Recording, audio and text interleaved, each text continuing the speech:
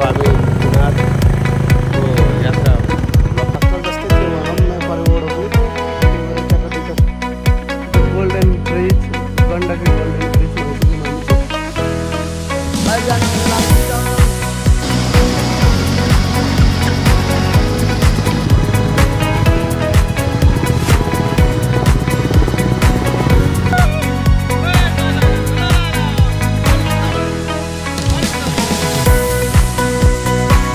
भन्छ तीन मुखे झलुङ्गे पुल भनेर त्यो काली गण्डकीको कति कठिन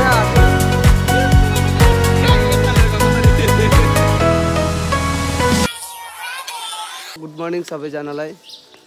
सबैजना सन्चै हुनुहुन्छ होला, हामी पनि सन्चै छौँ। तर बिहान बिहान निन्द्रामा नुहाइधुवाइ गरेर हामी त निस्किसक्यौँ। यो हाम्रो पछाडिको बेनी बजार हो। हामी चाहिँ यहाँबाट बागलुङ कालिका मन्दिर जाने हो सुरुमा चाहिँ, त्यसपछि कता हुन्छ हामीलाई पनि थाहा छैन। अहिले चाहिँ हामी बागलुङ कालिका निस्किनु लाग्यो। तर बिहान बिहान 6 बजे हामी होटलमा बसेको। होटलले मलाई स्पोन्सर दियो अलिकति, त्यही भएर त्यसको उपलक्ष्यमा होटल मनोकामना थकाली भान्सा घरमा आउनु होला, खाना खानु होला, यहाँ बस्नु होला। एकदमै सुविधा छ, राम्रो छ, सम्पन्न छ, सस्तो पनि छ। अब चाहिँ हामी बागलुङ कालिका निस्क्यौँ गाइज। By by. नमस्कार, गुड मर्निङ है। अब हामी कुनारको यात्रा लगभग अब यति यो बाटो यो जाने बाटो। अब हामी बागलुङ कालिका लागिन्छ। बागलुङ कालिका यता यो भनेको तपाईँको मुक्तिनाथतिर जाने, अनि अब यो बाटो भनेको बागलुङ कालिका जाने। अब हामी बागलुङ कालिका जाने बाटोतिर आइयो होइन। वेलकम बागलुङ। हामी बागलुङ कालिका मन्दिर आइयो, प्रवेश गरियो होइन। अब मन्दिरभित्र छिर्नु आइयो। यो भनेको अब मन्दिर पुलिसहरू दौडिरहेको छ, मोर्निङ वक गरिरहेको छ आर्मीहरू। खासै भिड त छैन, भिड त पुरै होइन, खासै छैन, खासै भिड छैन। बागलुङ कालिका है, हेर्नु न हल्ला। दाइ यता आउनु, दाइ यता आउनु भनेर हाम्रो सब मान्छेहरू हल्ला। बागलुङ कालिका नि आयौँ। भित्र छिर्ने हाडको पैदल यात्रा 5 मिनट हो। यो यहाँ मान्छेहरूले लुटपाट गरिरहन्। यसलाई यता देखाउँदै यसलाई यतिलाई हजुरको 650 होइन, 650 रे यतिलाई चाहिँ। अनि त्यसपछि यसबाट फेरि अर्को त रुद्राक्षको माला भयो भने 850 रे। अस्ति म आउँदाखेरि चाहिँ रुद्राक्षको माला भएकोलाई 550, अनि नभएकोलाई 350 थियो। अहिले नवदुर्गा भएको बेलामा चाहिँ बिजनेस आइडियाहरूले चाहिँ बिजनेसम्यानहरूले आइडिया लाएर जसरी नै किन्छन् भनेर चाहिँ महँगोमा भने। अब यहाँ आशिका दिदीलाई बोलाउनुपर्छ, मन्दिरमा निश्चय ठगेर हुन्छ। हामीले खै त बोतल म 108वटा धाराबाट ल्याएको पानी हो यो चाहिँ। अनि यो यहाँ किनेको भइहाल्यो। अब माथि गएर पूजा गर्ने कालिका भइहाल्यो। खासै भिड त छैन, दसैँको बेलामा पनि यतिको मान्छे भनेको कमै हो। अब यहाँबाट एकछिन दर्शन गर्ने मान्छेहरूको क्राउड यति छ। कहाँबाट भित्र छिर्ने हो मैले त बिर्सिएँ। त्यही यहीँबाट हो सायद, छिरौँ यहाँबाट। यहाँ म चाहिँ यसो भाक्कल जस्तै थियो भनौँ न, परेवा उडाउने। त्यही भएर ट्याक्क 2टा परेवालाई छु अब उडाउनको लागि। अब यहीँ पछाडि यो मन्दिर हो, मन्दिरमा भनौँ, अनि त्यसपछि उडाउनु।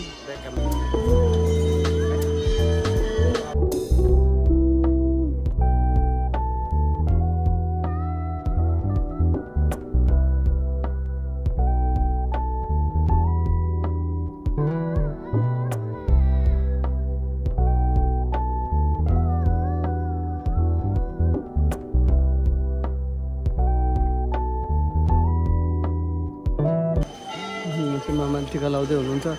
त्यहाँको मन्दिर हाम्रो चाहिँ पूजा गरेर भ्याइयो। अब टिका सिका लाउने, प्रसादी खान जाने। यता प्रसादी खान जाने पनि लाइन छ यहाँ। प्रसादी चाहिँ चित्त बुद्ध होइन, छिरै ट्याक्क लाएर। हरिन रहेछ यार यहाँ त यार। ए मेरो बाबु लाग्यो त आउँदै त। तर सानो बच्चाहरू मात्र रहेछन्। ल मेरो बाबुहरू लाउ लाउ लाउ लाउ चाहिँ हेर यहाँ। लाउ लाउ लाउ लाउ ट्याक्क आउँछन् कि नखाए नि बोलाएपछि चाहिँ आउँछ नि तर हामी त पूजासुजा गरेर नि निस्किसक्यौँ हामी त लास्ट सुपर फास्ट है लास्ट 7:30 नै भएन क्या अहिलेसम्म 7:30 भएन हामी घर त्यो कोठाबाट बेनीबाट 6 कतिमा हिँडेको थियौँ 7:30 नहुँदै आएर पूजा गरेर नि सुपर फास्ट हामी त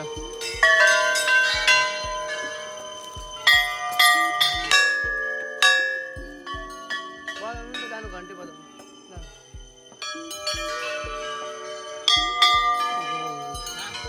हाम्रो प्लानिङ भनेको आजको हिजो गरेको प्लानिङ थियो मुक्तिनाथमा बसेर मुक्तिनाथ नुहाइधुवाइ गरेर मुक्तिनाथमा बिहान हिँडेर यहाँ पूजा गर्ने यहाँ साँझतिर हुन्थ्यो तर भगवानले हामीलाई बिहान बोलाउनु भयो भगवानले हिजो मुक्तिनाथमा पूजा भ्याएर खाली पेट बसेर हिजो दिनभरि बोर्डरबाट निस्केर मुक्तिनाथ पुरा खाली पेटमा 6-7 घन्टा बाइक चलाएर अनि मुक्तिनाथ नुहाएर अनि बागलुङ गएर बसेको बेनी बसेर फेरि अनि बिहान उठेर यहाँ पूजा गरेर राति चलाएको लगभग बेनी आउँदा 8:30 यस्तो भइसक्यो थियो 8:30 हो त किन अरू बेला चाहिँ हामी 4:30 बजेपछि त हाम्रो बाइक बन्दै हुन्थ्यो 4:30 धेरैमा धेरै होइन 4-4:30 बजे बाइक बन्द हुन्थ्यो स्टार्ट अफ गरेर राख्थ्यौँ हामीले बन्द हुन राख्थ्यौँ चलाउँथेनौँ हिजो चाहिँ अब त्यस्तै भएर चाहिँ बेनी आउनलाई चाहिँ रात 8:30 बजीसम्म बाइक चलाएर अँध्यारो बाटोमा किनभने मौसम नै अलिकति कालो भयो थियो अनि डर लागेर पुरै अफरोड थियो अनि बिस्तारै आएको भने त राम्रोसँग आयो अब घर जाने हो यहाँबाट चाहिँ घर फेरि कस्तो बाटो जाने भन्दा नयाँ बाटो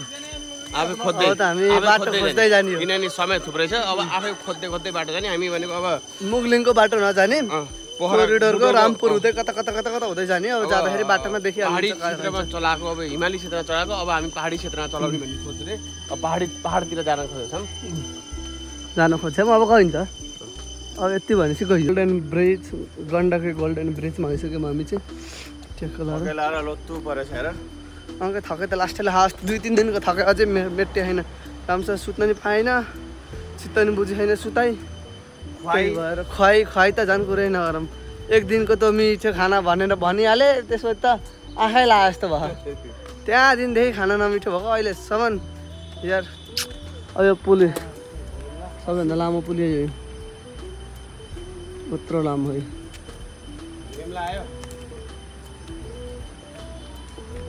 कताबाट ल्याउनु पर्यो दिदी घिरिम्लाहरू कसरी हो ए घिरिम्ला बोडी करेला जाने हो नि पारी त जानु पर्यो भयो यहीँ आइसक्यो होइन पारी जानुपर्छ लाउनु छिटो आउनु पुल काट्नुपर्छ भने पुल काट्नु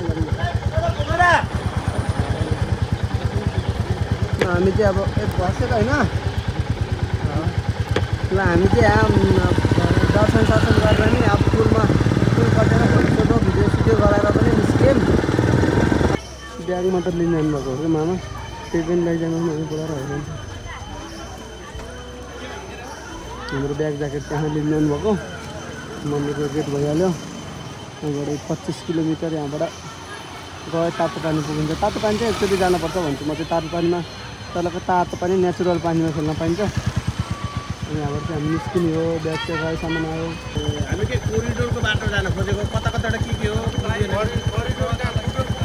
होइन करिडोर हुँदै जाने हो अब यता पुगरदेउडाको बाटो जानु पनि पर्छ यहाँबाट जाने मिर्मी त थाहा होला नि हजुर मिर्मीबाट 0 निस्किने 0बाट अलि अगाडि गएपछि त्यो आर्य भन्दा अलिकति यताबाट रामपुर हुँदै भन्नु होइन रामपुर पुग्न पर्छ अनि त्यहाँबाट एउटा करिडोरै सुरु छ कि सोध्नु होला त्यहाँ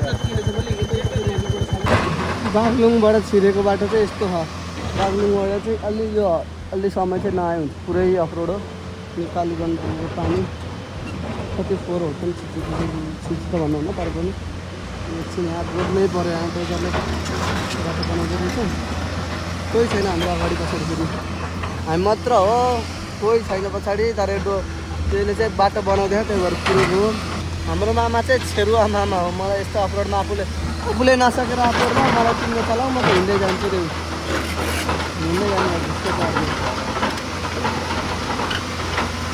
पारिँदैन म चाहिँ अब बाइक लिएर जाने हो मलाई यस्तो बाटो नर्मल हो यस्तो अफरोड त चुट्कीको खेल चुट्कीको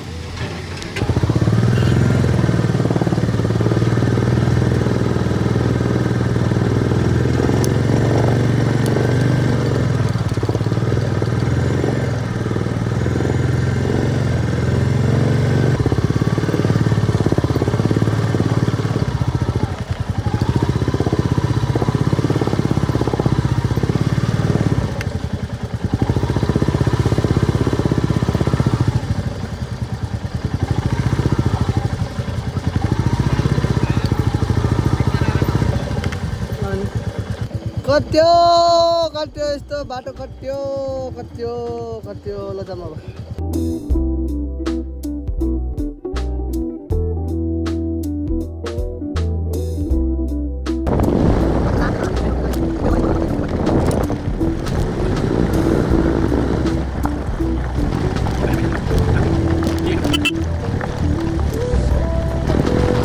के हो र जियोस् खोला पर्यो त्यत्रो मुस्ताङ जाँदा नपरेको खोला अहिले हो कहाँ हो त खोलामा पाइदियो एउटा काम परिरहेछ अगाडि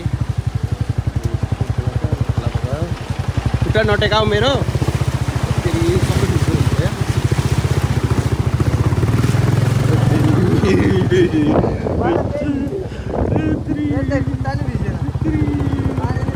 भिडियो त कस्तो आएको तपाईँले कहाँ उतालेर गएको कहाँ उतालेर गएको त नि नजानु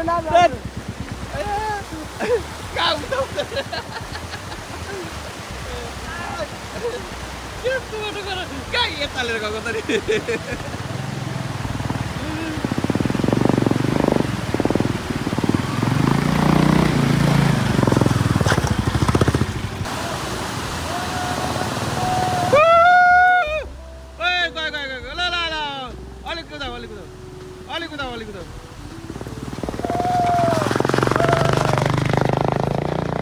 बाई बाई। ल हामी यहाँ मिर्मीको जलविद्युत आयोजनामा आछौँ। यो भनेको मिर्मीको जलविद्युत आयोजना ल हेर्नुहोस् बिजुली निकाल्ने पहाडैलाई पुरै प्लास्टर गरेर हैन राछन्। त्यहाँबाट पानी आउने पानीको डिस्टेन्स पनि यहाँबाट पानी सेभिङ गर्ने अब बिजुली अब के प्रोसेसिङ हो यहाँको त्यही गर्छ यहाँ यसरी हो पहाडै यहाँ पुरै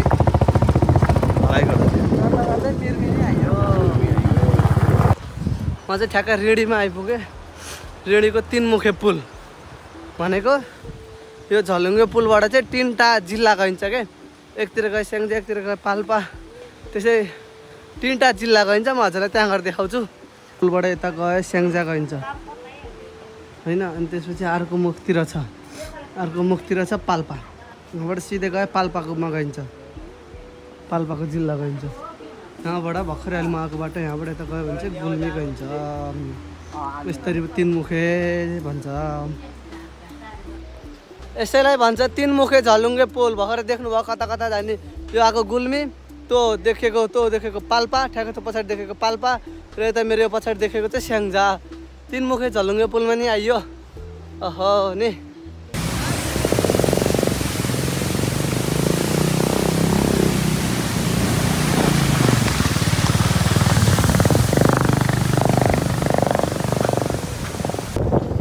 हामी कोरिडोरको बाटो हुँदै जानु लाग्यो। अहिले स्याङ्जा जिल्लामा छौँ। टोल पोखराको बाटो हो। हामी चाहिँ यो कोरिडोर हुँदै जाने भनेर चाहिँ हाँडा छिरेको मिर्मीदेखि 0 हुँदै अहिले स्याङ्जा छौँ हामी स्याङ्जा जिल्लामा। अब यहाँबाट लगभग 5 किलोमिटर पछि अनि कोरिडोरको बाटो छिर्छौँ। त्यसपछि सिधै हामी गैँडाकोट निस्किन्छौँ। हामीलाई घर जान सजिलो हुन्छ गैँडाकोटबाट। वहाँ नारायणघाट मुगलिङ पुग्न नारायणघाट भन्दा नि मुगलिङ पुग्न परेन नि त मुगलिङको जाममा फस्न परेन मुगलिङमा केही भइएन त्यही भएर चाहिँ अहिले हामी कोरिडोरको बाटो हुँदै गैँडाकोट जाँदैछौँ। बाटो पिच त्यो हामीलाई यो काली गण्डकीको पुल त कति कट्यौँ आज त उसलाई पानी त बगिरह भने चाहिँ हामी पक्कै उतै जाने हो 100% हामीले यो काली गण्डकीको पुल त यति कट्यौँ कि है मुस्ताङदेखि नै पछि लाग्यो हो मुहानदेखि हो अप्पर मुस्ताङको मुहानदेखि त्यहाँदेखि काली गण्डकीको बाटो हामीले छोडेकै छैनौँ। यही बाटो गयो भने घर पुगिन्छ त्यही भएर यही बाटो गयौँ हामी पनि। हामीलाई त उधोम गऱ्यौँ भएर हामी चाहिँ टक्क लाएर झर्नामा पौडी खेल्न पसेको बाटोमा लेट्स गो। कोही साबुनको बन्दोबस्त छ सबै एकदमै व्यवस्थासँग हामी आएको छौँ। अब यहाँ नुहाएर फ्रेस भएर जाने हो ट्याक्क लाएर ओहो नि कपडाको हालत हाम्रो कपडाको हो लथर पत्थर छोडेर यहाँ नुहाएर फ्रेस भएर अब हामी लगभग 1-1.5 घन्टामा पुगिन्छ। हामी नुहाउनु पऱ्यो पहिला।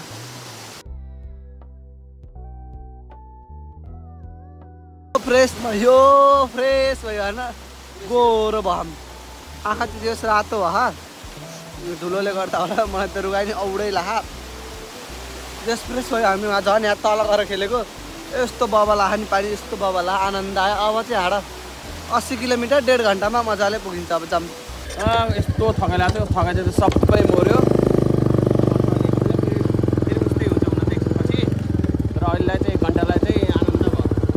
नदीको बाटो आयो भने कोरिडोरको बाटो भनिँदो रहेछ वहाँदेखि पछि लाग्यो हो घर आउनु लागिसक्यो अझै यसैको पुच्छर लाग्यो चाहिँ गरेर आएको आइ छ तर जे होस् मजा भयो यस्तो यो बाटो चाहिँ एकदमै घुम्टी बाटो रहेछ के पुरै यता लास्ट घुम्टी बाटो रहेछ अहिले त फ्रेस भयो तर घाँटी पुरै सुक्यो मेरो त लास्टै गाह्रो भयो अब लगभग धेरै समय लाउन घर पुग्न त तर पनि जे होस् मजा आइरहेको यस्तो हो बाटो त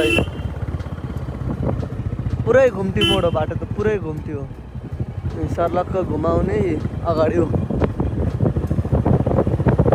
त्यहाँको गैडाको त्यहाँबाट 45 किलोमिटर अनि अगाडि चाहिँ ट्याक्कल अरे नदी नै नदीको बाटो खोलै खोलाको सरी नदी चुकेको पुरै पहाडै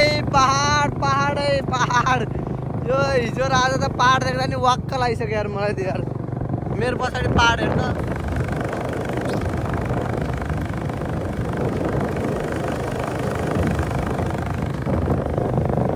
अर्को छुट्टीमा आउँदा स्योर नेपाल एक्सप्लोर गर्दाखेरि हातमा ड्रोन उडाउँदै भिडियो हाल्ने हो त पहिरो पहाडै हाल्ने पहाडै खस्यो अरे त